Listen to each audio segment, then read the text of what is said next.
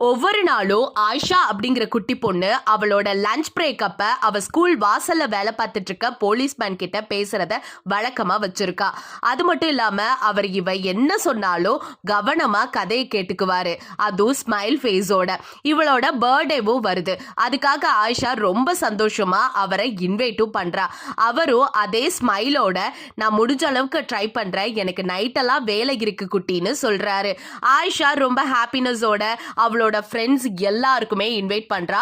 இந்த பர்த்டேவை பயங்கரமா செலிப்ரேட் பண்ணும் அப்படிங்கிற ஒரு எக்ஸ்பெக்டேஷனும் வச்சுக்கிறா. அது மட்டும் இல்லாம அன்னைக்கு பிறந்த நாளும் வந்துருச்சு.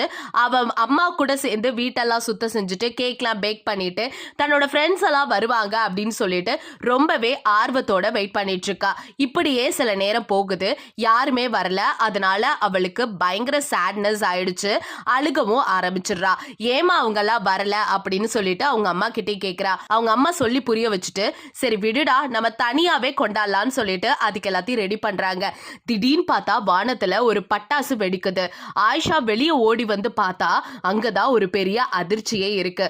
வாய பிளந்து நிக்கிறா. அங்க யாருன்னு பார்த்தா அந்த போலீஸ்கார் இருந்தார்ல, அவர் கையில ஒரு கேக்கும் பெரிய பரிசும் வச்சிருக்காரு. நீங்க என்ன மறக்கலன்னு எனக்கு தெரியும், நான் உங்களுக்காகவும் வெயிட் பண்ணிட்டு இருந்தேன்னு சொல்லிட்டு அவர் அப்பையும் அழகா ஸ்மைல் பண்ணிட்டு ஒரு உண்மையான நண்பன் பல போலியாளர்களை விட மேல அப்படிங்கறத சொல்லி புரிய வைக்கிறாரு. அண்ட் ஹாப்பி பர்த்டே ஆயிஷான்னு விஷஸும் சொல்றாரு. இந்த கதையிலேருந்து என்ன தெரியுது அப்படின்னு பாத்தீங்கன்னா, உண்மையான நட்புக்கு வயது இல்ல, அன்பும் பாசமும் இருந்தா மட்டும் போதும் அப்படிங்கிறது தான் இந்த கதை மூலியமா நம்ம தெரிஞ்சுக்கிட்டது.